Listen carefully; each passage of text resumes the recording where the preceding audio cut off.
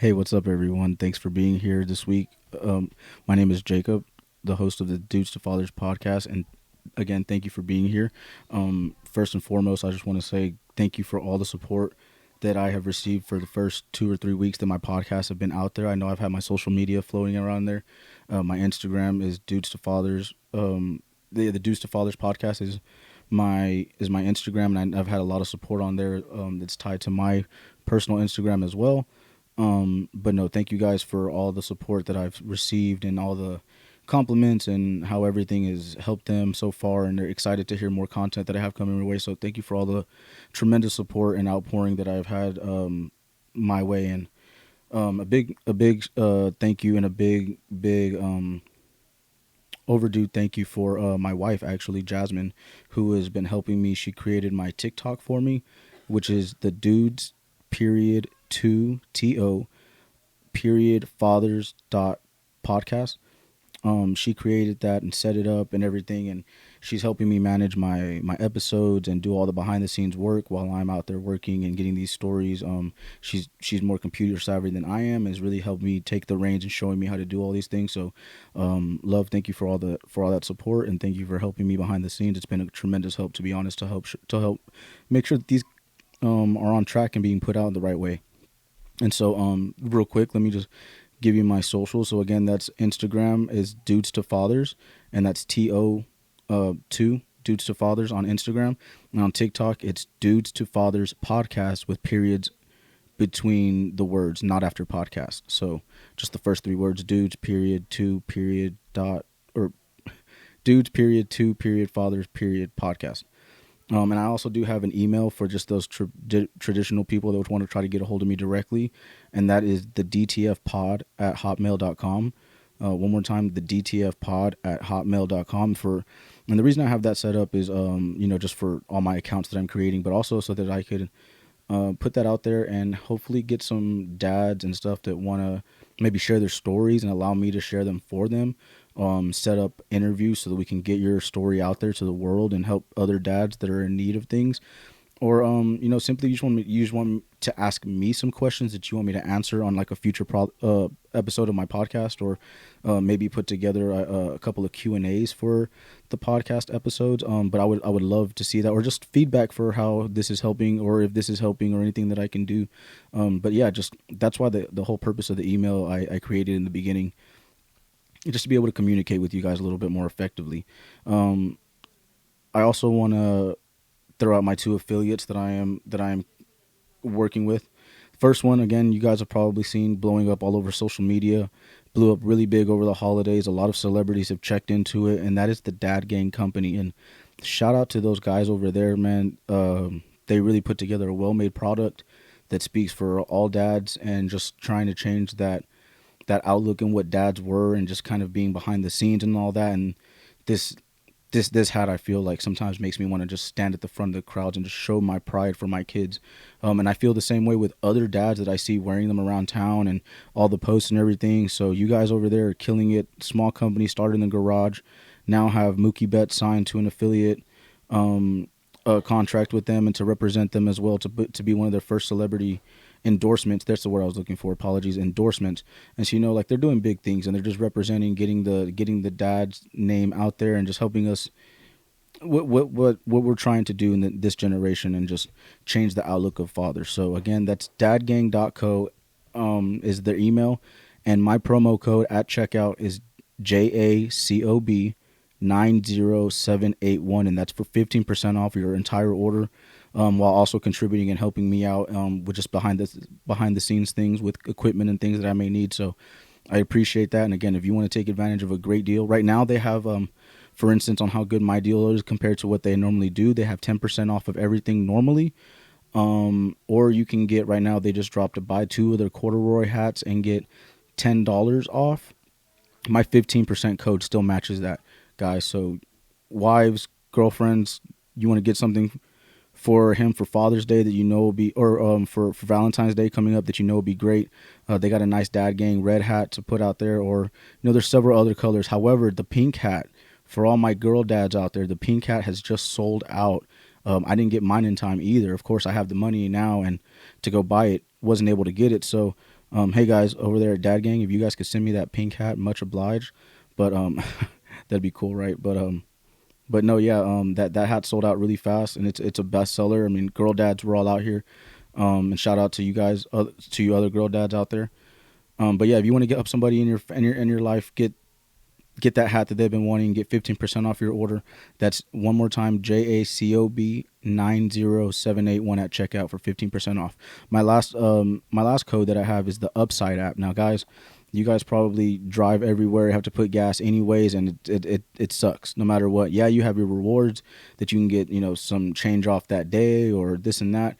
This essentially works like a little savings account. So you pull up your app, you check to see what gas stations are around you, and sometimes nowadays they even, or not even sometimes, they do have restaurants like here locally in Dallas, Texas. They have like El Rincon. Even like if you shop inside at 7-Eleven, they'll get money off or money back to you in a couple of days once they do that refund, essentially a rebate. You put it whatever gas you want, and it'll say like 7 cents off, 10 cents off. But what it does is it adds up how much money you put into your tank.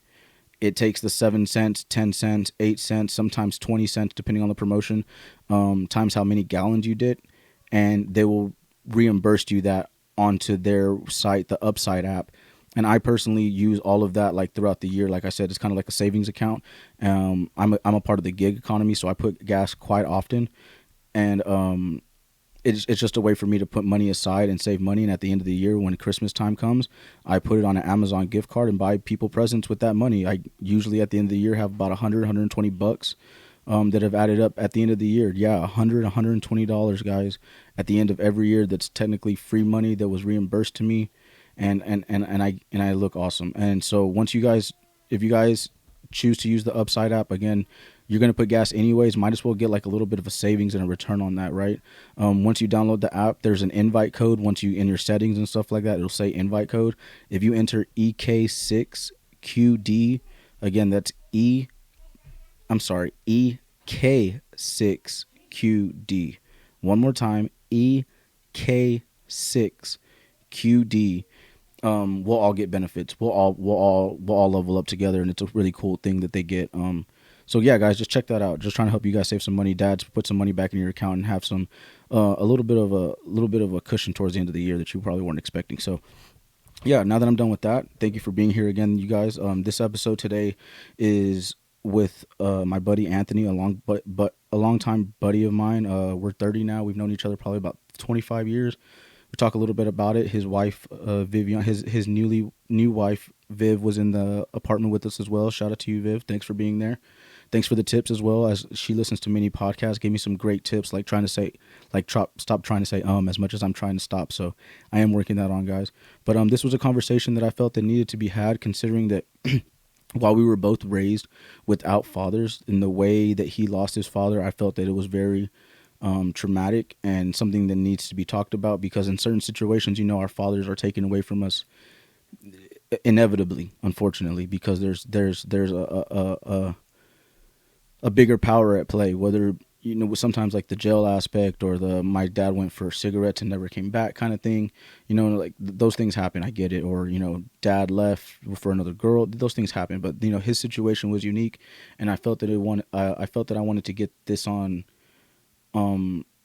record, because while he is newly married, he has no kids, and I just wanted to know what his mindset is going into potentially starting a family, as they are trying, and they are in the process of trying to create that family now that they're married and have their foundation set and everything like that. So I just wanted to know where his mind was for the future coming in, and how this could affect him, and if it affected him in the way that it did. So again, guys, thank you for being here, and yeah, I really enjoyed this conversation, the talk between two friends that just were catching up, and I just wanted to make sure, after all these years, that at the end of it, that my buddy was okay, and that he's gonna be okay when his family comes. So without further ado, here we go, guys. Thank you for being here, and much love. Stay safe.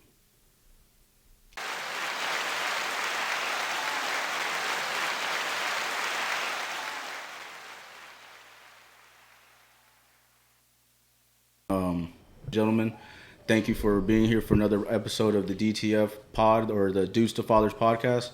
I'm sitting down with one of my best friends, one of my oldest friends on earth. To be honest, we've been through this a long time now. Yes, Anthony Cottingham. Thanks for being here, brother. Hey, appreciate the invite, man. Having me at your house. No doubt, no doubt. And this is a different kind of podcast. I know that this is usually about the father figures in our lives and what they've done for us and things like that. But I think this is very important, and I want to thank you for having me on and the deepness that we're about to get to, because we've never really talked about this stuff. I remember as kids, my mom bringing me over. Yep. Being there, but because again, this is about not having father figures. You don't necessarily have kids. You and your recent wife don't have kids. Correct. And so good for you and congratulations, Viv. Love you. Shout out to Viv. But this is I think it's an important conversation to have, because I want to know what goes on in your head because of how your father passed away. Definitely. Right. So just a little backstory. Ant, if you can bring us in and fill us in on what kind of happened and how old were we? I guess like 7. Probably 6, 7 when he got diagnosed with the cancer. And just 10 actually when he passed. 10. You were 10. That's how long? Correct. Okay. Correct. And what kind of cancer do you have? I should know the answer to that question, and I unfortunately do not. But future, we're going to look that up. Going to get into that. It's one of those things that you probably just. For the longest time, I thought it was one type of cancer, and it wasn't until recently, as a grown man, I realized. What did you think it was? I thought it was colon cancer. Oh. But it wasn't. I brought it up in conversation with my mom, and she was like, "What are you talking about?" Like, that's interesting. What do you mean? What am I talking about? Yeah. But she didn't correct, or she corrected me, but there was a lot of other stuff going on, so it was kind of like shock, and then on to the next. Okay. And how old were you when you found out? Like, how old were we when you found out that he had? Yeah, I guess that they told you. Yeah, so they sat me and my sister down. I was 6, maybe. I mean, we were still T-ball age. Yeah, dude. So I mean, at 6 years old, I didn't know what was going on. Yeah. Sat us down. I remember my sister just bawling, and I'm looking like, what are you talking about? How much older is she than us? 7.5 years. Okay. So she was old enough to comprehend what's going on. She was in high school-ish. Correct. So I'm like, he'd be his dad. What do you mean? Dad would be fine. Yeah. Superman. He's sick. What? Like, he's sick. Cool. He get a shot. Thanks get for some telling pills. me. Hey, I'm not worried about this stuff. Dang. But yeah, I think I was like 5, 6 whenever the official sit-down conversation was happening. And I guess because of the type of cancer that it was, like, we had to know, like, correct. They had to tell you, correct. Like, hey, like, because it was at that point in time, and I didn't realize this as a kid, as an adult. At that point in time, they knew how serious it was. Yeah. But obviously, not going to tell their children that. No need. And so it's important, right? Correct. Yeah. And they were business owners, so it was going to require them to travel to Houston to go to MD Anderson. I didn't realize. And things like that. So, dang. To not just, we're dropping you off at your grandparents' house without a reason or explanation. Okay, so, right. Because, doesn't Houston have one of the best cancer centers in the nation? Correct. With John Hopkins Center or something? I don't want to misquote that. MD Anderson Hospital. I might be misquoting as well. But Houston's known for their cancer treatments. Because Jazz has a family member who's like wife. They actually travel back and forth to Houston it's the best treatment from El Paso. 100%. So no, good for them. And then so what was, I guess, like, did it ever hit you towards the end, like, of his passing? Like, I don't remember. Yeah. I don't remember like the last days of him. I remember your dad. But like I don't remember necessarily you being gone or anything like that, or absent from games or tournaments. But like, did before 10 years old or something? Like, did it hit you? Like, hold on, my dad's dying. Not at all. Okay, not at all. Like, you know what I mean? As a kid, again, I was so oblivious, and they did an amazing job. And good for them. Yeah, because it's so hard to keep honest for your kids, but for sure, but not tell them the truth. Correct. So I was so oblivious. I'm like, he's sick. Even because I saw him deteriorating, but as a kid, couldn't comprehend it. It was just, like, dad is sick. He's just tired. You know, he just had surgery. He'll bounce back. Yeah. Or he had chemo, but he'll bounce back. So at the time, no, I was completely oblivious. And they pushed the ball on me as a distraction. Okay, so that's why we never noticed you. Correct. Out and they made it a point to make every game. Played on several different teams. Looking back on that, do you feel bad about any of that, or like? At this point in my life, no. At this point in my life, I'm like, hey, they did what I would want to do. I try to put myself keep busy, keep busy, and keep your mind off of the negative. So no, they didn't feel bad whatsoever. Okay, just because I know, like, now that we're older, like me and the wife, we look back at certain things and you're like, hey, dude, like now that I know, like that was out of context. Yeah, like, you left me this, but like you're like for what it was, thankful for. Yeah, dude, hell yeah, thankful. You know, it distracted me. A kid doesn't need to be there, correct. To know everything that's going on, and again, it was better for me at 6, 7, 8 years old to have the he'll bounce back attitude, and honestly, not even really think about it like that because there's so many other things. And you just kept going, man. And then like as we were talking off camera just now, I remember then your dad passed away, and then you got a dog, right? So shortly before he passed away, okay, the dog came into the equation. Was that for like? Because I think you were in therapy before, like, or weren't you? Or didn't mom put you in? She ended up putting me, which I didn't know at the time was therapy. She was real smooth with how she. Bro, I knew that actually. At the time, I knew you were in therapy. Oblivious. I was like, I knew. I've known since we were kids that dog was your therapy dog. So that wasn't. It wasn't. That was not. That was. I always thought that. That was honestly been asking for a dog for forever, and I think they were like, hey. The end is coming. This is gonna hit hard. Let's try to. So I mean, I guess low key, a little maybe. Bit, but no, it was after the fact that my father passed. She kind of snuck me into some therapy. Oh, with the next door neighbor. I don't know if you remember a Caucasian family living next door to me. I remember some kids playing basketball with us. So she was actually a therapist, and I had no clue. Wow. I thought those were like her relatives for the longest, dude. And those were kids that came from a broken home that she would actually do therapy out of her house for. Oh, dude, that's cool. And it just worked out perfect because they were the same age as me and us. So she just worked the therapy bro. I had no idea. I was an adult when I found that out, and I was like, mind blowing. But again, I guess that's one of those like I'm still not upset about it because it was helpful. It served a purpose. It was helpful, and I mean, I tell the wife this all the time, man. My life circumstances at an early age forced me to adapt in ways that I've had to work through. Some of them weren't healthy solutions, but they got me through what I needed to get through at the time. But looking back at where I'm at, man, and like no slug to anybody that I grew up with from the hood, but looking back from where I'm at and where other people are in life, hey, man, I think I dodged a lot of bullets, man. I think I dodged a lot. I stayed secure and safe from some things and kind of allowed me to get myself to where I'm at today. Yeah, that's true because you grew up in, like, I know some of your peers that you went to high school with, and we have some kind of mutual friends. We grew up in the same neighborhood, but went to different schools. Correct. But nonetheless, like me and the wife always talk about, like, we grew up very differently. Oh, yeah. TC Marsh, 7th and 8th grade was not a good place to go to. Right. WT White was not necessarily a good place to go to. It just had the facade of it. It looked better and wasn't a correct. But yeah, like, no, you got the good end of like missing all that stuff. You still had your knowledge. For sure. You still had your street smarts where you grew up and like where you ended up going to school out there in the cliff and stuff like that. So but like you didn't have it like forced in your face like we did necessarily. Where we're supposed to be safe. So no, you definitely, I think, dodged a bullet because had you had gone to like Marsh or White and I know, or TJ, right? That was in our neighborhood. And like, shout out to TJ, you look beautiful. Shout out Thomas Jefferson. Look great now. Yeah, y'all's facilities looks great. Years ago. Shout out to that. Never mind. I'm not gonna say that. That was mean. I'm gonna keep that off. But like had you had gone to a place like that, it would have set in at some point. Yeah. And then like the depression and then the rebelliousness of like the age would have definitely like you would have like rebelled, I think. Definitely. And I mean, it still came, right? Adolescence, losing him at 10, seeing the family struggle, things of that nature. So the rebellion stage did come, the seeking the love and gratification from the streets that did it come. Does happen. I mean, that young African American male, it did come. But I think definitely having the fact that I went to like an early college program, I went to like certain Montessori academies, still was heavily in sports. Yeah. I mean, still travel baseball team, doing things of that nature. Your whole life. I think that definitely helped me keep my head on straight. Yeah, dude. For the longest, I'm like, sports has got to be my outlet. Sports has got to be. It's productive. Oh my God. It's productive. You're mad, go hit the ball. Go hit the ball, go run some bases. You're mad, like, instead of robbing somebody, breaking in some windows. Correct. Stupid things.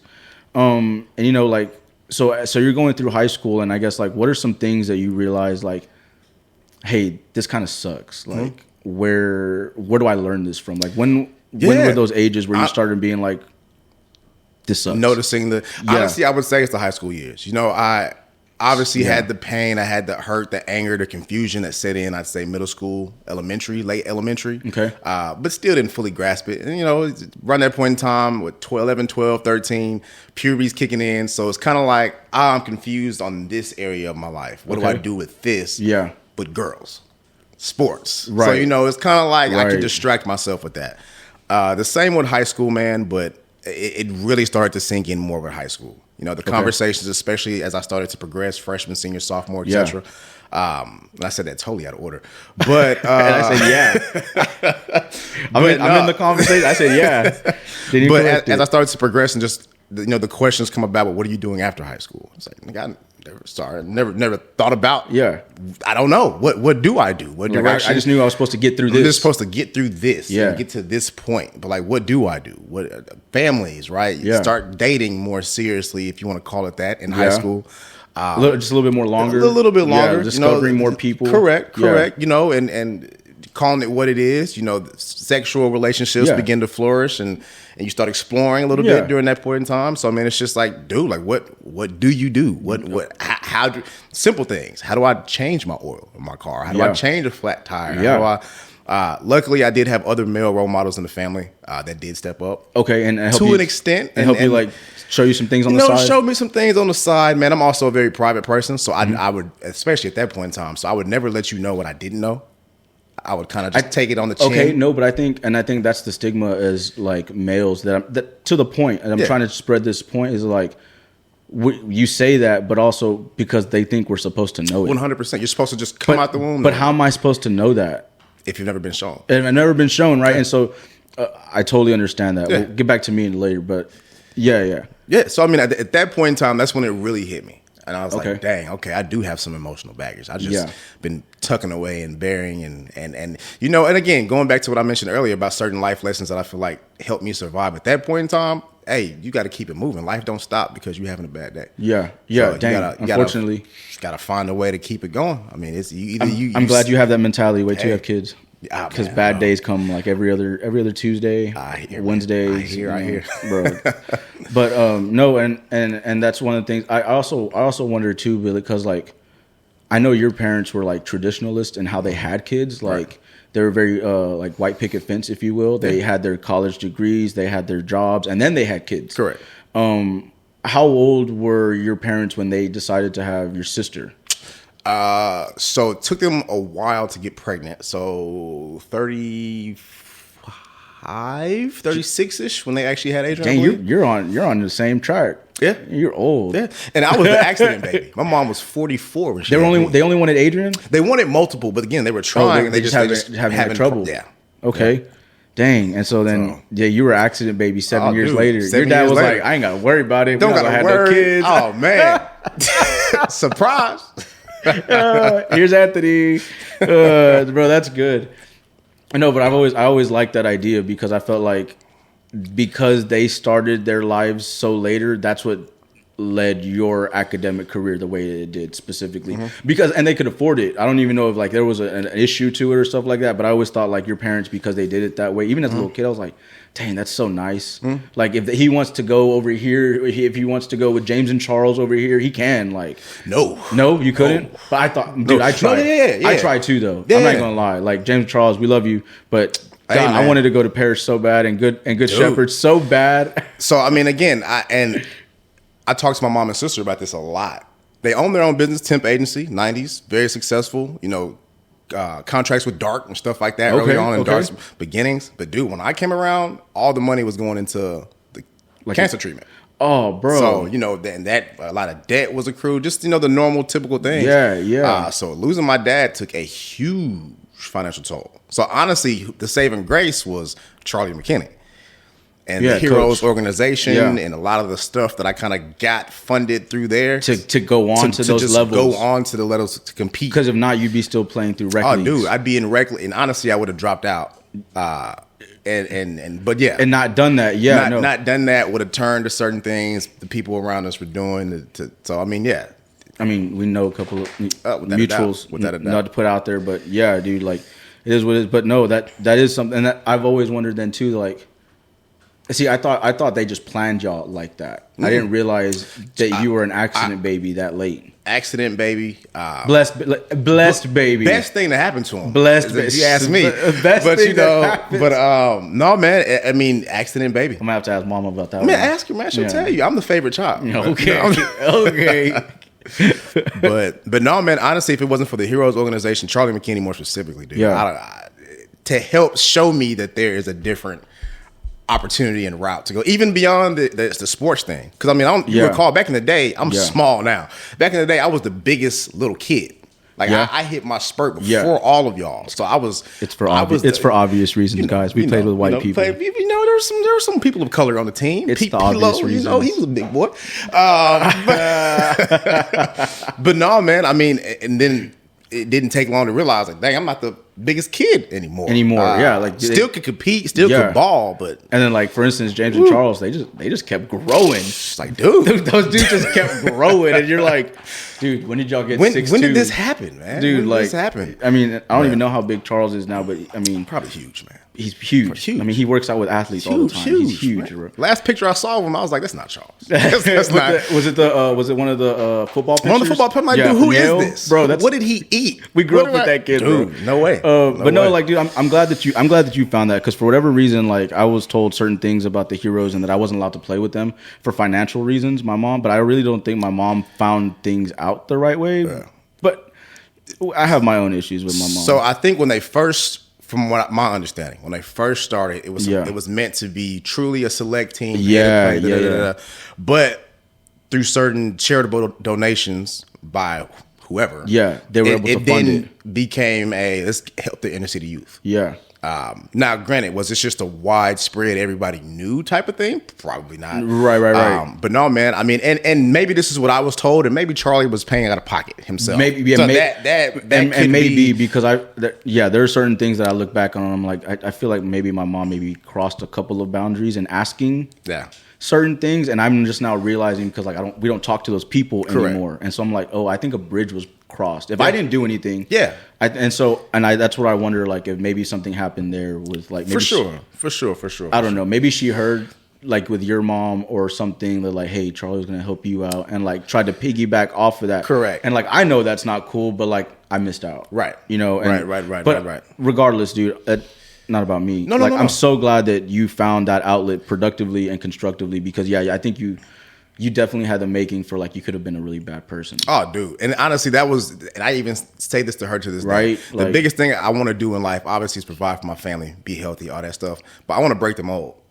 So I strive to not fit into what America already views me as. Very pro the small guy. I'm not going to say pro black alone.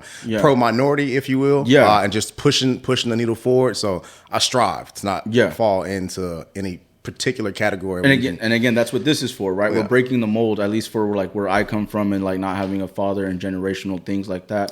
And not to say that you're not going to be there, but like just knowing talking about the things, right? For sure. And going through the motions, because again, like you said, you were maybe a little ashamed to ask those questions and stuff like that. But the reality is, all males feel like that. Correct. And we just don't talk about it. Correct. And that's the issue.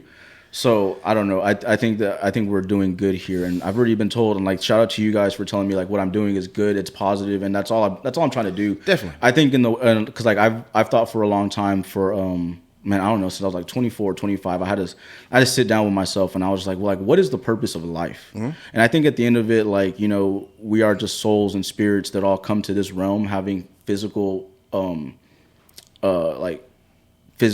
interactions with our spirit, and we go on to different realms. But I think we're here to find love, genuinely, and like to know what that feels like. And the ones that leave this realm never have found love. You know it, and like, they're the lost people, not necessarily bad, lost people.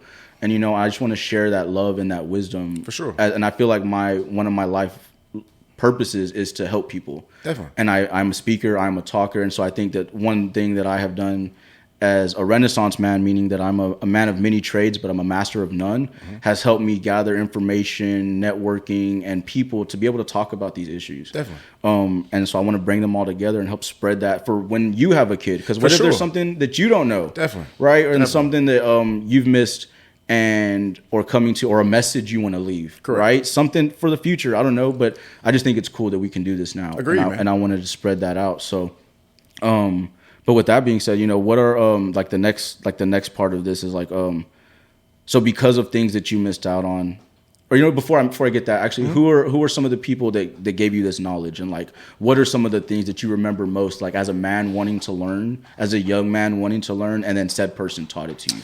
Like what is something like that? I mean, the small things. The first person to teach me to shave, Charlie McKinney. Oh, really? Coach Charlie taught you how to shave? It's taught me how to shave. That's amazing. Small things. Yeah. Does it? But things. I'm 30. Don't even all down. So this was 18 plus years ago. I technically didn't. I grew up with a man in the house, but every year bought me a razor, never taught me how to shave. It wasn't really until I got to the Marine Corps at 18 that taught me how to shave. Yeah. So no, hey, shout out Coach Charlie, dude. Coach Charlie, you man, helped us out a lot. Came through. Yeah. Other uncles, cousins really stepped in. Cousins, uncles still closer to this day, very close in their family. Okay. I mean, teach me how to tie a tie. Teach me how to change a tire.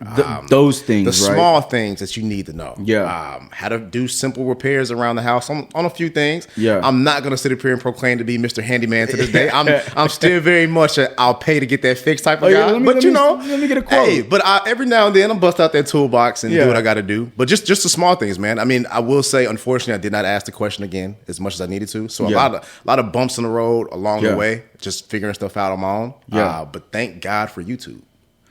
Thank God for YouTube. We are a different generation of young men that we unfortunately where we didn't have. I think there's actually a channel. There are a few of them. There's like a handy dad or something. Correct. Something. Correct. He just kind of like what I'm doing. And he's like, hey, you didn't have a dad. Let me teach you. Dude, there's several, and I've seen countless number of videos on there just to learn how to do the things a man is supposed to do. Right? So, but no, that's cool. Yeah, we're so fortunate to have had a different type of encyclopedia bank, which is YouTube or just the internet in our lifetimes, in 30 years to have been created. So like, shout out to whoever made the internet. Dude, for sure. And YouTube, because that is a big help. And then I guess like, because of those things, like I'm sure like having kids has been on your mind since losing your father, or like definitely. What is this? So before we get into that, do you think at any point, knowing what type of cancer, like you need to go get checked, is like so like is it like a male thing? Is it like he was the only one in the family to have cancer? Okay, so it could just be an anomaly. We think we know what led up to it. No proof, so it's all assumptions, of course. But yeah, they'll never admit to it. They'll never admit to it. I did hear the said company got sued several years later after my father's passing, though. But there's no way of. But those are allegations. Yeah, allegations. Nothing. Right. I got lucky. But yeah, no, man, he's the only one in the family to have gotten cancer and passed away. Not the only one. Sorry, my grandfather also got it. But that's a whole different. But is it like industry?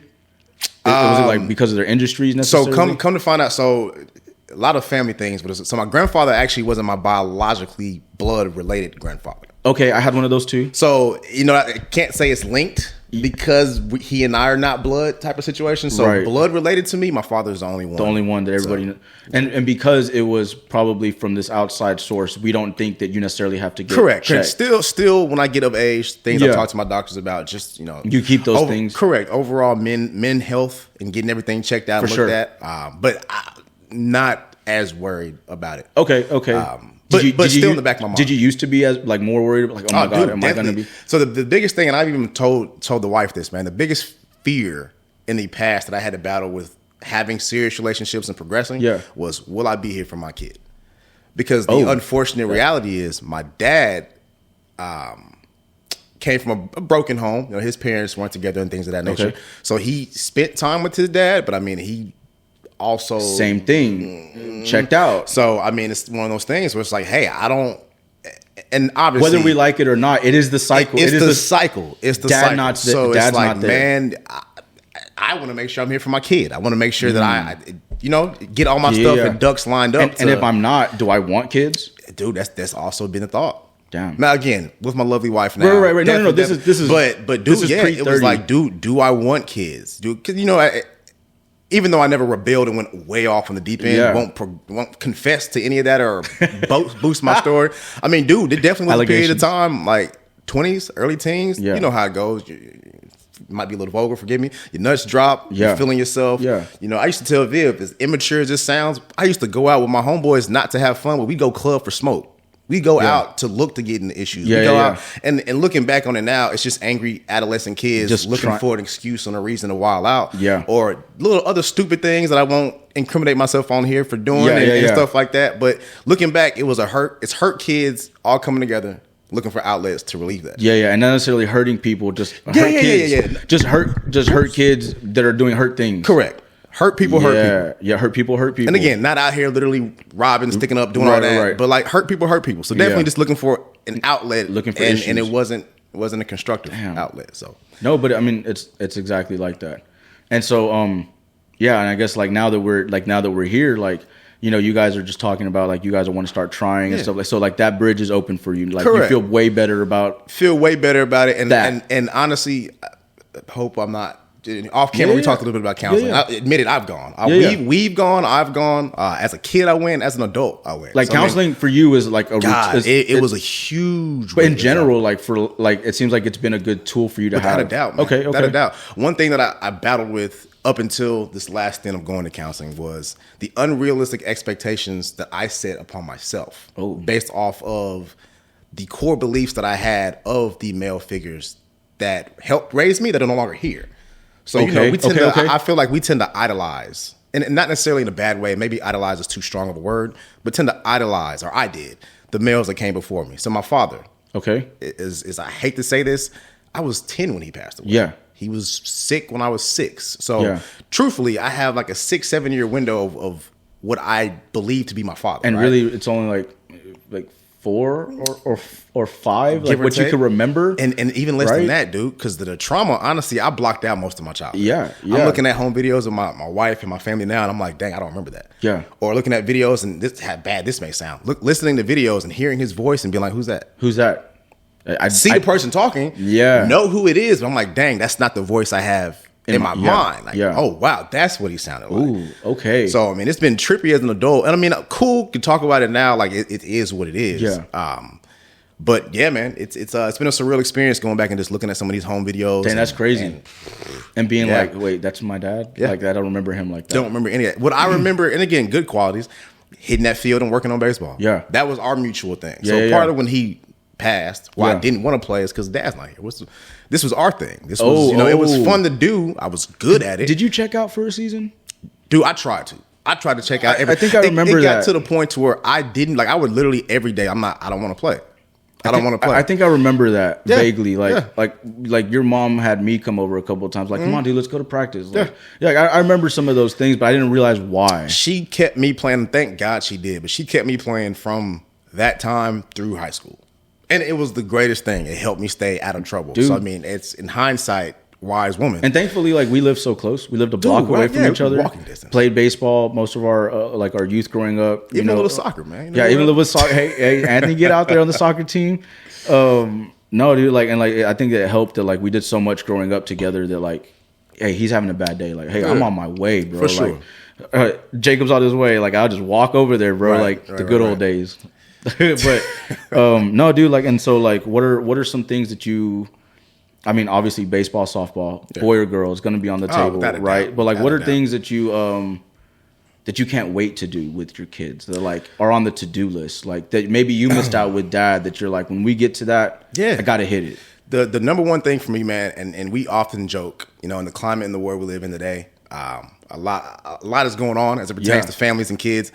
I don't care whether my child is a boy, is a girl, wants to be in gymnastics, wants to be on the swim team. Like, as long as my child is happy, healthy, and is loved, that's all I care about. So the number one goal for me, and honestly following your example, is just showering my kids in love, man. Everything else will work through. You mess something up, hey, that's fine. It's life. Let's figure it out. The best advice that I could give to any father or even any mother trying to fill that role is like what you just said. And even if I get it wrong, just be there. Correct. Just be there. Correct. Because whether they falter, whether they succeed, they look at you for approval. 100%. And we hate that they look at us, but yet we're at the same time like, hey, run faster. Correct. Hey, swing harder. Correct. So they look at us for approval on both sets, and at whether they fail or succeed, it's important to just be there, bro. Definitely. Like I tell people, I don't care if you're in bed with Beyonce. Like if she calls and your baby mama calls and she needs some diapers, hey, it matters to get up and be there for your kin. Correct. Like she'll still be there and she'll respect that you got up and went to help your family. Right. Like, dude, take care of your kids. Definitely. And so no, like that's the easiest advice that I could give any new father is just you don't know what to do. Hey, I don't know what to do, but I'm gonna sit right here. Tell me what you need. Correct. Be honest about it. Yeah. Blatantly honest about it. Sometimes too honest, but like, dude, tell me what to. I tell that to my wife all the time. Like, I went to the military, playing football and all that stuff for years. I don't mind being told what to do. Right. I don't mind. Right. And so there's sometimes I just wish you would do it. I'm like this and that. Like, tell me that. Just tell me. Yeah. Like I really am one of them people. Like one of those guys. Like, hey, I did not want you to do that. Yeah. My bad. You didn't tell me. I took initiative, but not yet. Yeah. Tell me when you're ready. Like, just be there. Right. And that's the best advice I can give. But anything else, like, did you, of course, because like sports, I know are going to run in this household. Oh yeah, definitely. Both of us being huge baseball, softball fans, Yes. sports. But even at that, man, I mean, hey, Does it have to be sports? doesn't right? have to be sports, right? Because like Samantha, all of a sudden took up like in the last 2 years, she's taken up a real eye to drawing. Ooh. Yeah, and she's decent. She's getting really good, and she has a cousin in Houston that he went to school for to be like a cartoonist. I don't know what. Okay. And so like when she goes down there in the summer, they go down there for like 2 weeks by themselves. The kids just go down there. Yeah. And he was like, hey, yeah, no, work on this or do that. And so she's brought those pointers back. Yeah. And she's drawing a lot of stuff. And I think that's really, awesome. So man. Jazz is like, the wife's like, dude, we might have a tattoo artist in the family. Like, hey. You need ink me up, ink me up. But no, like whatever. And I guess the other question is like, I can't wait to talk to more experienced fathers than myself. But like, especially when you find a kid, like, how do you start honing in and nurturing what it is that they do? Like, you were good at baseball, but what else are you good at?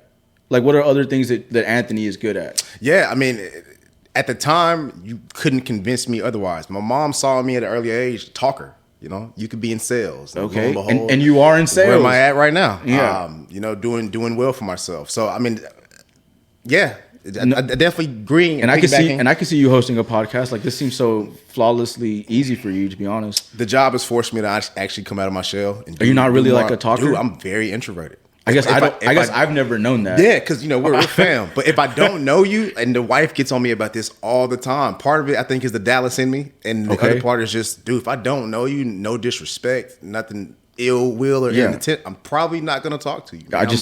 Hey, cordial, how you doing? Dab you up, and I'm out. Yeah. Come on. Is she the talker? The talker. Okay, so y'all are opposite than me and the wife. Jazz hates that I have to like. God, here he goes talking to him. He's gonna introduce. Look, she's like, look, there he's waving at me. I'll be right back. Yeah. Hi, I'm Jazz. Like, that's you. That's you. That is me too. Hi, I'm Anthony. I'm Ant. What's going on? Nice to meet you. Oh, Viv. Yeah, that's my wife. Yeah, she's awesome. Yeah, I know. Right, but no, that's me. She hates it. Like, I just as a quick example, we went. Actually, Francisco Rios. I went to a Ranger game with him last year. And we're walking around the whole ballpark. I talked to the old black lady at Sweet Ray's at the Globe Life, and she let me in on the what's what, and I was like, yeah, okay, thanks. You have a good one, right? Go over to Pluckers, and oh, hey, I appreciate it, homie. Good. Talk to everybody, right? And then we come around the corner, and they're doing the pregame show for Bally's, and Mike Bassick and somebody else is sitting there, and I'm like, oh my God, it's Mike Bassick, right? Oh, and Francisco was like, what about him? I was like, dude, he's Texas Rangers royalty. He's Dallas royalty. He's like, okay, go. He's like, you literally just talked to the whole fucking stadium. Yeah. Go talk to him. I was like, I can't. And walked off, bro. But like, there's those moments, I guess, where it kicks in. But like, dude, I talk to everybody, and sometimes too much. Like, hey man, but as you said, you're spreading the positive message, you're spreading love. I don't mean it like if my wife wasn't my wife, any other girl might be like, you're too flirtatious. Gotcha. You're too talking. But Judge is like, he's just talking. Like, and I unfortunately just talk better with women because, like you, I was raised by women. Dude. So like, I naturally have just a more comfortability with like speaking in women's settings. And it's crazy you say that because I think for the longest time, and I had 3 women. I had 3 little old ladies. So it's Come just on. There you go. But for the longest time, man, that was kind of, I don't want to say conflicts, but conflicts between me and my wife. Yeah. Okay. It's naturally speaking, I'm more empathetic, sympathetic to women, and have an easier time talking to women than I do dudes. And I think that comes from It's that just the natural upbringing. conflict of like guys thinking they think this, they Correct. know this. Correct. We're not going to talk about it. Yeah. Cool. We're good. Yeah. But like, I want to have a conversation. Correct. Girls are more likely to have a conversation, especially if they're comfortable. Correct. Than like it is to get teeth or like talk about LeBron James Exactly. or the Cowboys or any other typical conversation that happens amongst males because we unfortunately sometimes don't know what to talk about. Yeah. Like if I don't know you, like I don't know what to talk about. Like Definitely. And it's you're wearing a forced, Green Bay it's beanie. I don't know what to awkward. say to you. Like Right. good game, bro. Right, Like, you're wearing a Niners something. Okay, good game, bro. Like, Definitely. I know what to tell you. So it's just I think there's a lot of that, but dude, like again, I've known you our whole lives. Yeah. I think that I would have never known that honestly. Oh, dude, yeah. But I guess in every situation that I've seen you in, it's around your people. Correct. So you're comfortable. To an extent. So it's like you know with like the wedding. Correct. It's softball. Even like any of the parties, like gatherings, like it's all your people. So I would have never known that you're like an introvert that way. Yeah. Interesting. Yeah. Good for her. Hey man, she's getting me out of my shell. About time, I guess. Any big plans for the year? Man, got a France trip coming up. Really? Yeah, man. Did y'all take y'all's honeymoon? We were broke after the wedding. No, it was a beautiful wedding. Appreciate it, brother. It was so nice. Again, shout out to Waffle House on the way back. That was clutch. Can never go wrong with Waffle Bro, House. we pulled in a Waffle House and Michael gave me the biggest because I went in there and asked for some pancakes like an idiot. I was blasted. We should not have been there, dude. Bro. It was great. It was Oh, great, my God. Bro. But yeah. So, but after the wedding, I'm sure y'all. Oh, dude, I was out of there. Drank entirely too much. No such thing. Dude. Not on your wedding. Not on your wedding. Dude. Yeah. How did the rest of did y'all stay out there? We were out there probably till like 1, 2 in the morning. And then y'all had to drive back too? We still stayed up north. Okay. But it was a 20-minute drive from. Damn, that place is so far. Dude, who are you telling, man? But then we got there and it was like, wow, this is nice. And I will say it was a beautiful ceremony, beautiful venue, and you cannot beat the price. Okay. Cannot beat the price. And however, I do want to shout out to whoever, maybe your party coordinator, that transition from wedding to eating to then back down on the floor. Amazing. Bro, that was, Jazz pointed it out and I was like, they did just do that shit, huh? we're up here having hors d'oeuvres and having a night, and then look that, dude, that was flawless, bro. It was so nice. That's all the wife, man. She found the right lady for the job. Shout out to the wife, Viv. Again, shout out to you. That was clutch, dude. It was flawless. I know you were in the back doing like your wedding things, but dude, to be out there and like see it happen, we were like, damn, hold on. It's in the middle of nowhere, but kind of worth it. So it was definitely worth the price tag y'all paid for it. Appreciate it. And then, so when y'all going to France? April, man. Is this kind of y'all's like late honeymoon? This is not, being that I'm in the alcohol industry, there's a lot of perks that come with the job, man. Where are you going? So going to actually tour the Ciroc vodka distillery. Bro, so I'll be out there. I didn't know it was over there. Yeah. Comes out of France. All gets imported in. And so y'all are both going? Yes. Of course, bro. Of course. What, you think she's going to let me leave the country? Free honeymoon, free France with no wife? Oh, man. That's not happening. Oh, bro. That's super clutch. How long are y'all going to be gone for? Probably the company's paying for 4 days. We might extend it, do a couple extra just to spend some time out there. Or what you do is you take the 4 days, take notes, and then plan out a better vacation later. So definitely plan on doing that. That way you can take advantage of the 4 days and just like definitely. We just figured it's going to take so long to get out there. Yeah. It's just 2-3 days extra. Just that'd be nice. Just spend out there, use a couple of vacation PTO days, and that'd be nice. Hey dude. man, just explore. That's so nice. Me and the wife unfortunately won a vacation to Miami. It was a 4-day, 3-night, all inclusive car, everything, beautiful. Bro. And then April 2020 hit. Shut it all down. Shut it all down. Bro, shut that shit down so quick. Bro, and then it was like good for a year. And we're like, okay, this outburst. Be good in a year. We'll try in a year. 2021 came around. Yeah. And we were instead had a baby. So, we already had a baby by that point already. So, yeah. and the COVID was still like raging, like super hard. Like, now, have you ever been to Miami? Miami? Yeah. Yeah, I've been to Miami. Okay. In passing, I was there for like an afternoon. We were going to we were in Fort Lauderdale. We stayed in Fort Lauderdale technically for like 6 or 7 days. My parents got us a room there. Okay. And we got a rental and we actually drove to Key West. Okay.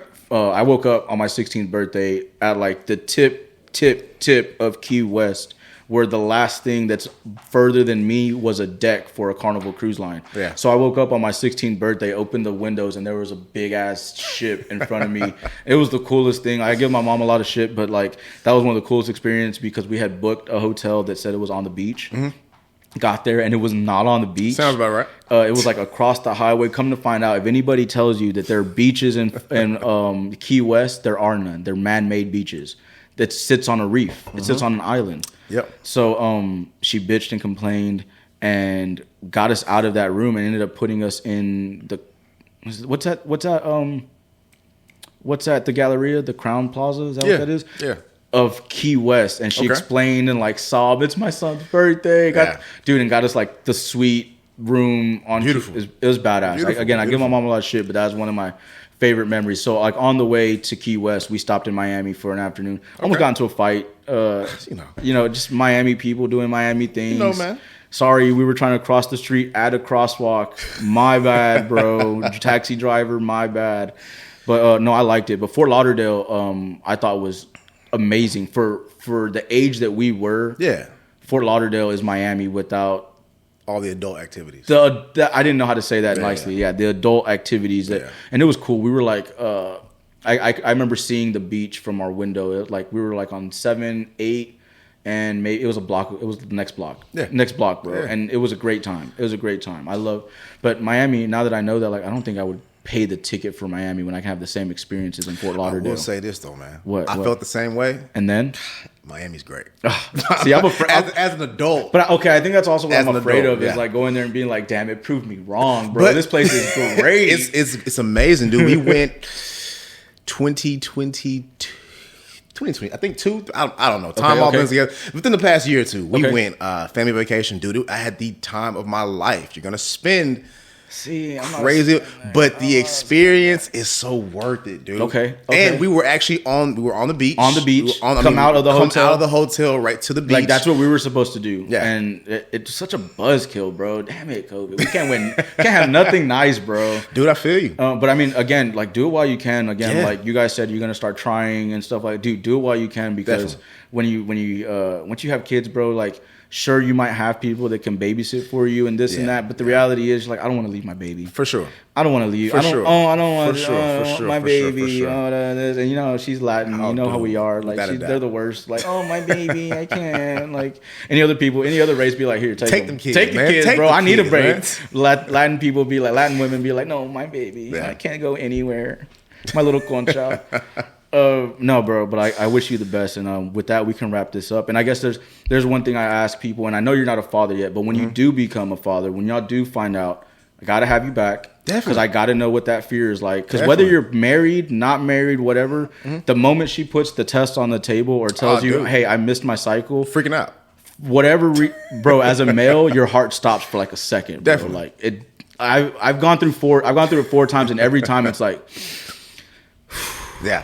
Okay, so when we find out, we gotta have you back. We'll let you know, man. But as of now, what is some wisdom that you would like to pass to fathers who are like us, didn't have fathers growing up, but you know is something important, like or just something simple? Man. What is some wisdom you'd like to pass forward? Hey, man, there's no shame in saying I don't know. Ooh, that's a good one. There's no shame in saying I don't know. If you don't suffer in silence, if you need help, if you need something. Advice, guidance, some mental support. Yeah, I think that's one thing amongst men we don't advocate enough for. Keep it all to ourselves and drive ourselves crazy. There's no shame in saying I don't know something. There's no shame in saying I need help. Ask, man. Ask. Yeah. Surround yourself with people who are truly there for you, can cut for you, be there for you. Yeah, and just ask the questions. Yeah, bro. I think growing up, my thing was never be afraid to ask a question. Dude, yeah. Yeah, not necessarily like I don't know, but then it would be like, hey, I don't know, can you teach me? Correct. So correct. I think that is something that as fathers we get lost in, is just like, especially young men, we think we're supposed to know. Yeah. We think we're supposed to have all of this under wraps because we're men. But the reality is we don't. We don't have it, and just ask somebody like this, bro. We have nobody to ask but each other. Ask somebody who's been there. Correct. So no, and I want to thank you again, family for life, bro. I just want to thank you for this time, and as we go through these progressions, I just want to sit down and just update people with life and going on, bro. It's great conversations. For sure, man. Anytime, brother. Appreciate you for having Thank you guys for being here this week. This is the DTF podcast. Stay tuned, and we have more content coming. Thanks, guys. For sure.